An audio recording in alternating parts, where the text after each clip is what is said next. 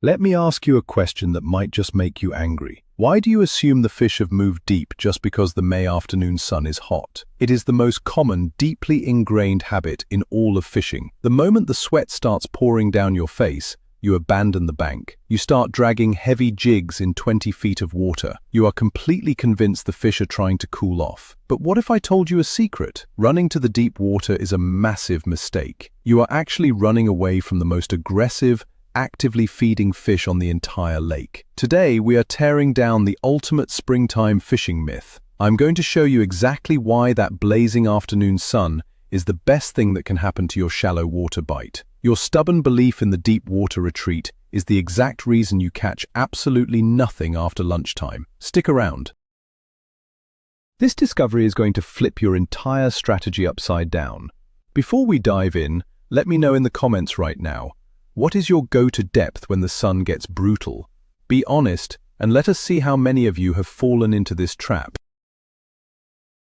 This topic is absolutely crucial. It dictates how we spend the hardest hours of a fishing trip. For generations, grandpas, tackle shop gurus, and weekend warriors have passed down the exact same gospel.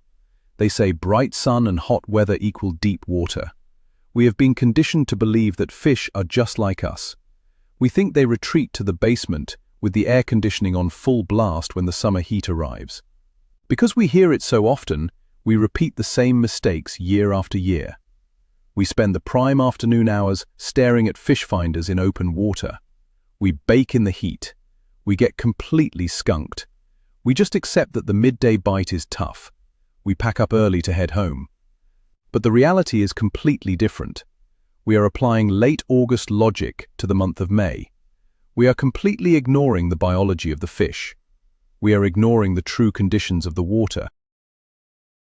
Breaking this habit is the hardest thing for a veteran angler to do, but it is the absolute key to unlocking massive afternoon catches. Let us start by looking at the exact moment the sun peaks in the sky. It is 2 o'clock in the afternoon. The sweat is dripping down your forehead. The air is thick. The wind has completely died down. You take a sip of warm water. You look at the blazing sun. Your brain immediately tells you one thing. The fish are gone. They have retreated to the dark, cool abyss of the lake.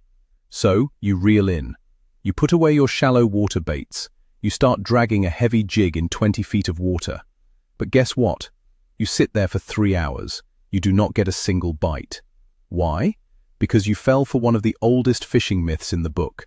You assume that just because you are hot, the fish must be boiling too. But May is not August. The water dynamics are completely different right now. When you abandoned the shallows, you made a huge mistake. You actually walked away from the most active, feeding fish on the entire lake. It is a classic error. We listen to the guys at the tackle shop. They swear that the midday sun drives everything deep. But you need to stop and think about what is happening beneath the surface. You will realize how backward that logic is. The fish are not hiding from the heat. They are using it. While you are out there dredging the bottom, someone else is up on the bank. They are pulling out a personal best. Now, let us break down the reality of May water temperatures. You see, early spring water is naturally very cold. Even if the air temperature hits 80 degrees, the water does not instantly turn into a hot tub. In fact, after a long, cold winter and a chilly early spring, the lake is still trying to warm up. That blazing May afternoon sun is actually acting like a giant heater.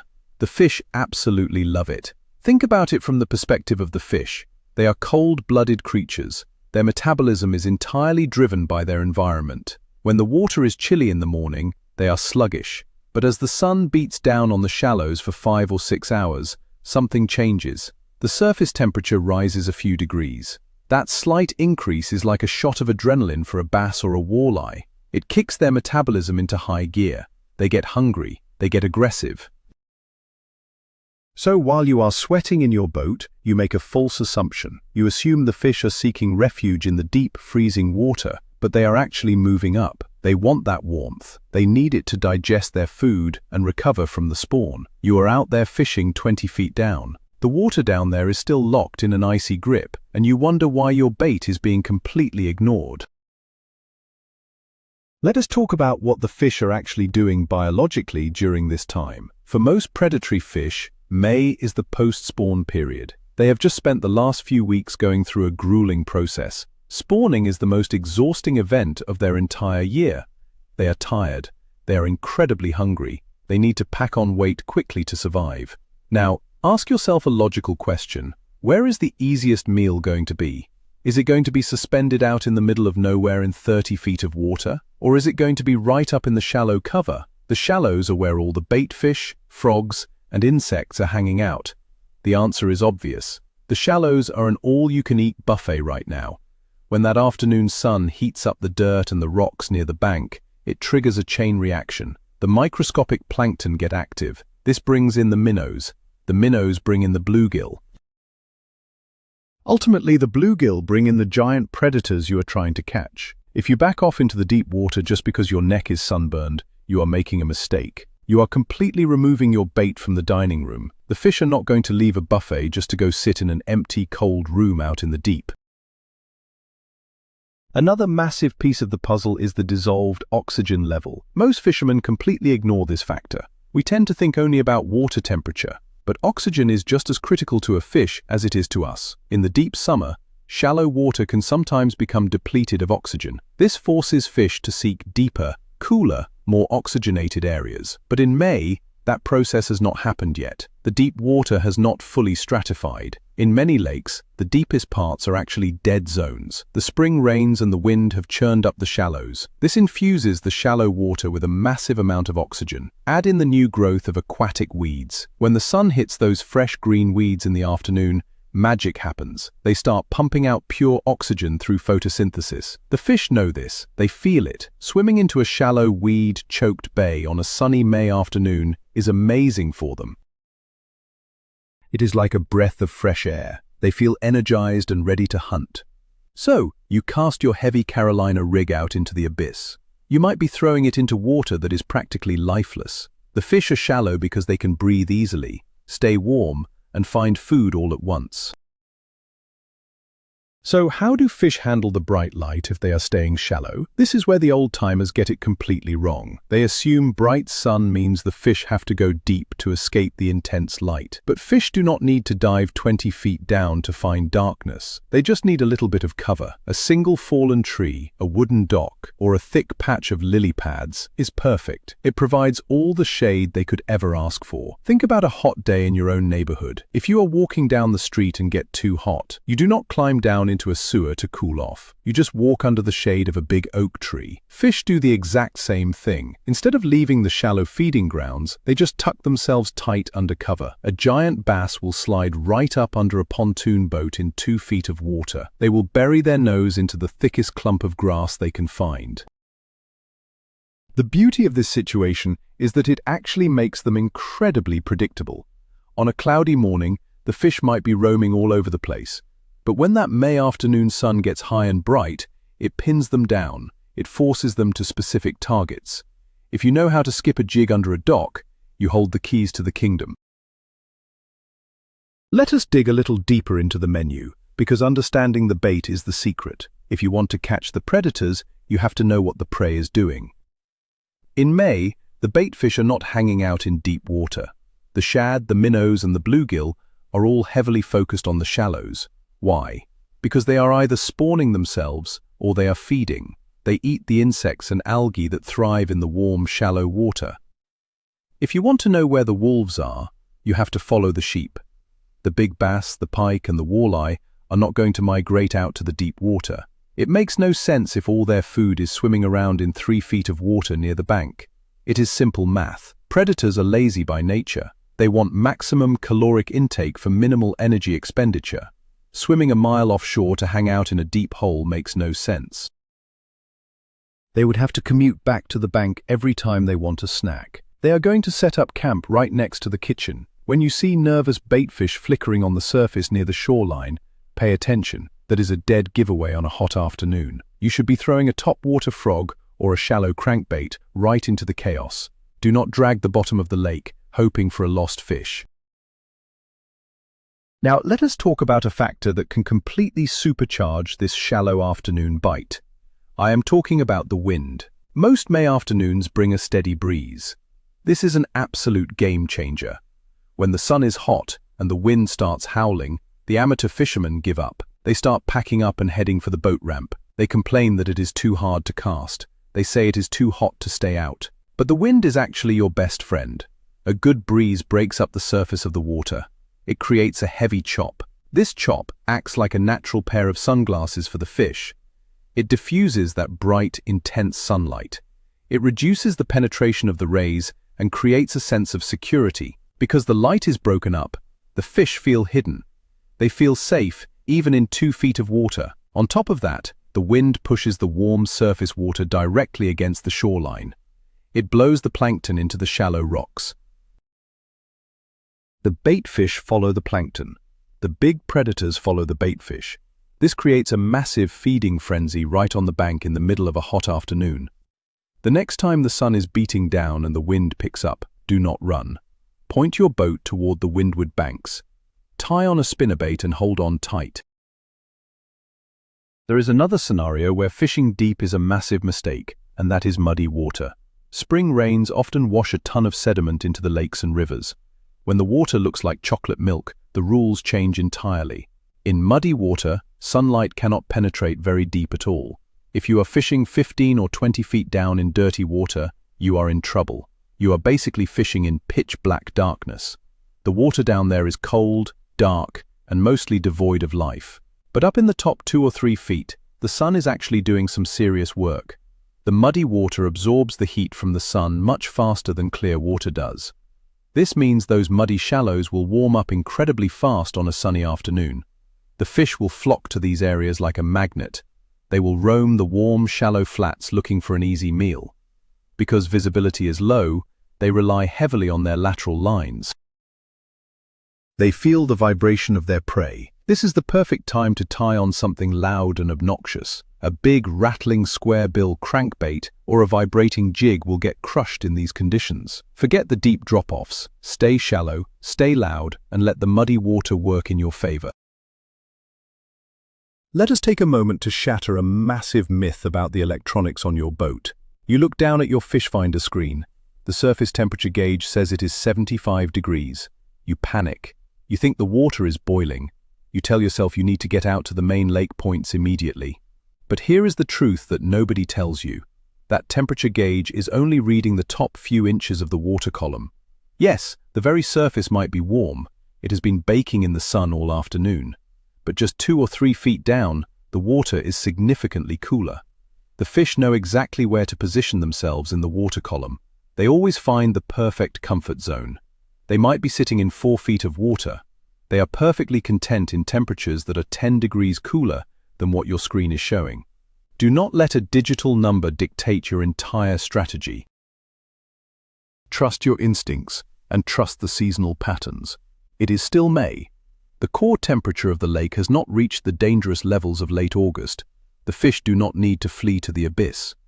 They are perfectly happy holding in a medium depth. They utilize the shade and wait for the right opportunity to strike a passing bait. Let me paint a picture of a real situation on the water. You and your buddy are out on a beautiful Saturday. By 1 o'clock, the sun is absolute torture. Your buddy insists on backing the boat out to a deep ledge. He drops a heavy rig straight down to the bottom. He watches his screen like he is playing a video game. 1 hour goes by and nothing happens. 2 hours go by and still nothing. Meanwhile, you are looking longingly at a row of wooden boat docks along the shoreline. Finally, you convince him to move in tight. You pick up a skipping jig. You fire it right underneath the darkest, lowest part of the dock platform. The bait does not even hit the bottom before your line jumps sideways. You set the hook hard. A massive 5-pounder comes flying out from underneath the wood. That fish was not deep. It was sitting in 2 feet of water. It was enjoying the perfect shade provided by the dock. It was just waiting to ambush a passing bluegill. The deep ledge was a barren wasteland. There was absolutely no reason for a fish to be out there. By changing your mindset and targeting the shallow shade, you saved the day. You instantly turned a frustrating afternoon into a successful one. This exact scenario happens every single day. There is a specific phenomenon that occurs in the spring, which we call the afternoon thermal jump. In the early morning, the shallows might be 55 degrees. That is a bit chilly for active feeding. But as the sun beats down relentlessly for 8 straight hours, things change rapidly. That shallow pocket might jump up to 62 degrees by late afternoon. A 7-degree jump in a single day is monumental in the underwater world. It changes the entire ecosystem of that bay. The insects begin to hatch. The frogs start moving around. The fish turn into absolute eating machines. This is the exact time when you want to be fishing shallow. But the tragedy is that most fishermen do the exact opposite. They fish shallow in the cool morning. Then, just when the water finally reaches the perfect temperature in the afternoon, they leave. They abandon the area and go fish deep. They leave right before the magic happens. If you have ever wondered why the guy launching his boat at 3 in the afternoon catches more fish, this is why. He beats the guy who has been grinding since dawn. He is hitting the shallows at the exact moment the thermal jump reaches its peak. Timing is everything. The afternoon heat is a trigger, not a deterrent. If you really want to know why big bass stay shallow, you need to understand the bluegill spawn. As the spring progresses and the water warms, the bluegill begin preparing for their own ritual. Where do bluegill spawn? They spawn in shallow, protected coves with hard, sandy bottoms. They gather by the hundreds, sometimes thousands, to build their beds. And you better believe the biggest, meanest predators in the lake know exactly when and where this happens. A big, lazy bass does not want to chase down tiny, fast minnows in open water. Not when it can just cruise along a bluegill bed and swallow a massive meal with zero effort.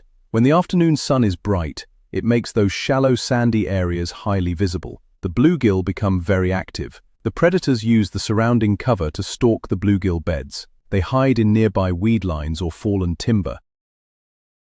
If you cast a swim jig or a prop bait around these areas during the hottest part of the day, hold on, you are imitating a vulnerable bluegill.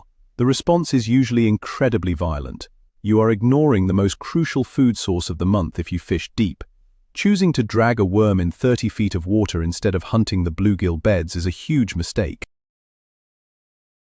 Let us talk about the grass and aquatic vegetation. Aquatic plants are just starting to really establish themselves in May. The milfoil, the hydrilla, and the coontail are growing fast. They are all beginning to form those crisp, green underwater forests. Now remember middle school science class? Plants need sunlight to perform photosynthesis. The byproduct of that process is pure oxygen. On a dark, cloudy morning, those plants are mostly dormant. But when the hot May sun hits them at high noon, they go into overdrive. They start pumping pure oxygen into the surrounding water. For a fish, swimming through a thick patch of green weeds on a sunny afternoon is incredible. It is like an athlete sitting in a hyperbaric oxygen chamber. It feels amazing. It makes them hyper-alert and extremely aggressive. They will bury themselves deep inside the grass stalks. They wait patiently for a meal to swim by. If you back off and fish the deep, barren rock piles, you lose. You are missing out on the most heavily oxygenated, life-filled areas of the entire lake. Get yourself a heavy flipping stick, tie on a punch skirt and a heavy weight. Drop it right through the roof of that grass canopy. You will be shocked at the monsters hiding inside.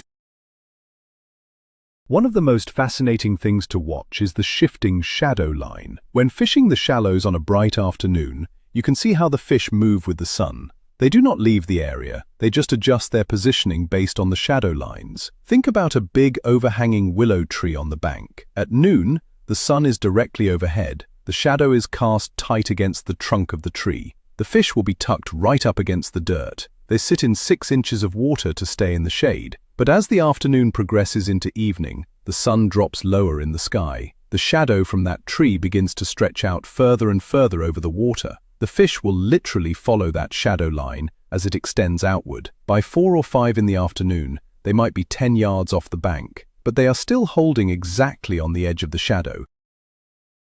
Understanding this micro-movement is what separates the masters from the amateurs. The guy who thinks the fish went deep is long gone, but you are still there, picking apart the shade. You cast right on the edge of the light and dark water. You are catching fish because you realize they did not migrate to the abyss. They just shifted a few feet to stay comfortable.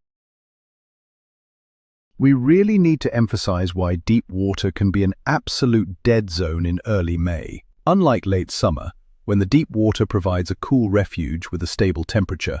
Spring is different. Spring deep water is just cold, stagnant, and uninviting. The thermocline has not fully set up yet in most lakes. The deepest holes are still holding on to the remnants of winter temperatures. There is very little biological activity happening down there. The insects have not hatched in the deep mud.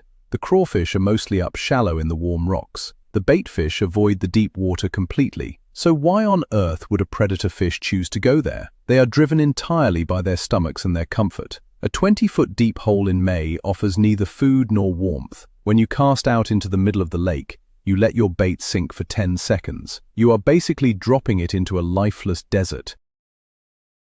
Sure, you might occasionally bump into a random lost fish that is suspended out there, but you are not fishing high-percentage areas. You are playing the lottery. Meanwhile, the guy fishing the shallow cover is playing a rigged game. He is putting his bait exactly where the life is concentrated.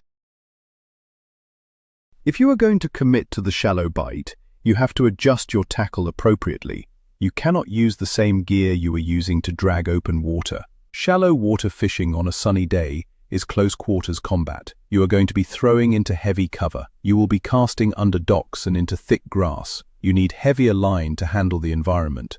You need strong braided line or heavy fluorocarbon. You need a rod with a lot of backbone. You have to wrestle a big fish out of the wood before it wraps you around a branch and breaks your heart. More importantly, you need to think about your bait presentation. The water is often clearer in the shallows on a bright day. This means the fish can get a really good look at your lure. You want natural colors. Green pumpkin, watermelon, and natural shad patterns are your best friends right now. You also need baits that you can skip effortlessly across the surface.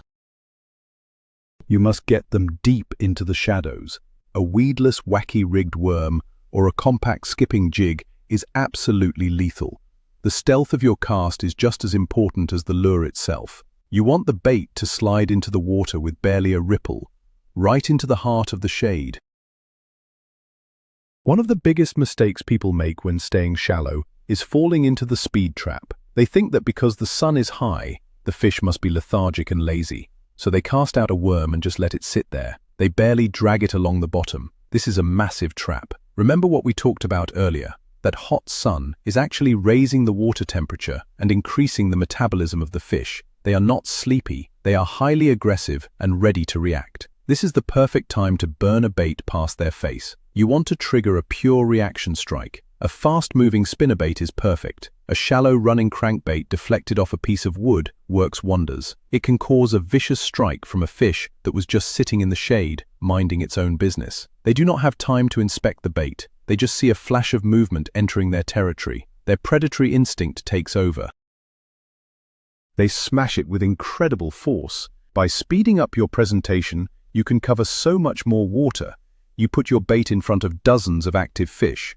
Do not torture yourself by soaking a plastic worm in one spot for 20 minutes.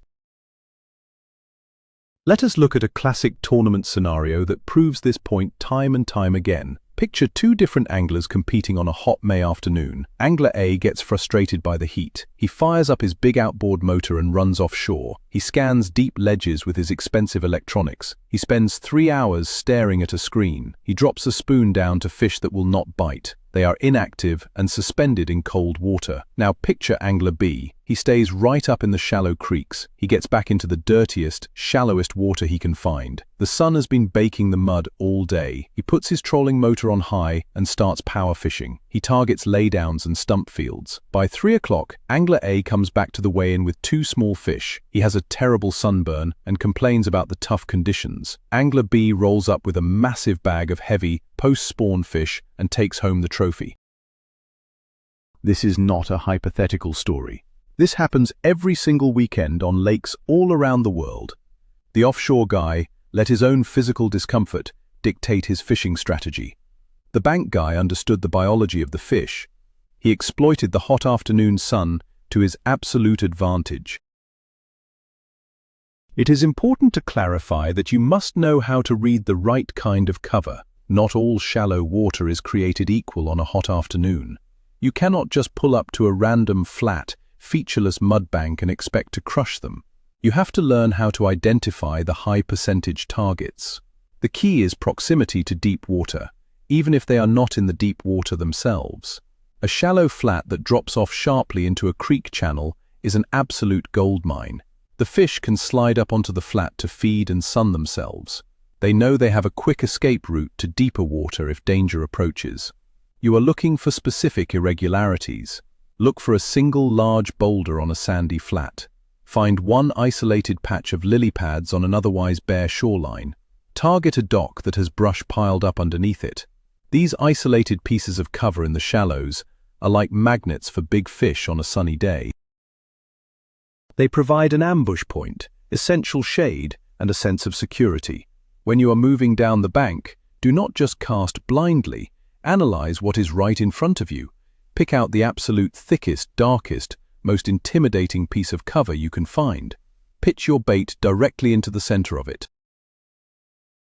Ultimately, overcoming the afternoon sun myth comes down to breaking your own mental barriers. Fishing is an incredibly psychological sport. When you are uncomfortable, sweating through your shirt and baking in the heat, your brain plays tricks on you. It desperately wants to rationalize a reason to fish deep, cooler water. That is exactly what you would want to do. You project your own human feelings onto a cold-blooded animal, but that fish operates on a completely different biological system. You have to train yourself to stop thinking like a human. You must start thinking like an apex predator in the month of May. It takes discipline to stay in 2 feet of water when the sun is blinding. It takes immense patience to continually skip jigs under docks when every instinct is screaming at you to run out to the middle of the lake. But the moment you feel that unmistakable thump on your line, everything changes. You set the hook into a giant fish sitting in 18 inches of water at 2 in the afternoon. Your entire paradigm will shift instantly. You will suddenly realize that you have been walking away from the best bite of the day for years. The shallows are alive, you just have to trust them. So let us recap the biggest reality check of the day. You have been told your entire life that the hot sun automatically drives fish deep. But the ultimate plot twist is that in May, that blazing sun does the exact opposite. It is exactly what pulls the biggest, hungriest predators into the shallowest water on the lake. They are not hiding from the heat. They are actively using it to power their metabolism, hunt in the oxygen-rich grass, and ambush bluegills in the shade. When you finally realize that the deep water is just a cold, barren desert right now, it changes absolutely everything about your spring fishing strategy. You stop running from the heat and start using it as your greatest weapon on the water. Thank you so much for watching and hanging out with me today. If this video changed the way you look at spring fishing, please hit that subscribe button, leave a massive like, and drop a comment below. I want to hear from you. What is the biggest fish you have ever caught in the middle of a hot afternoon, and exactly how shallow were you fishing? Let us get a lively debate going down in the comments. I will see you on the water.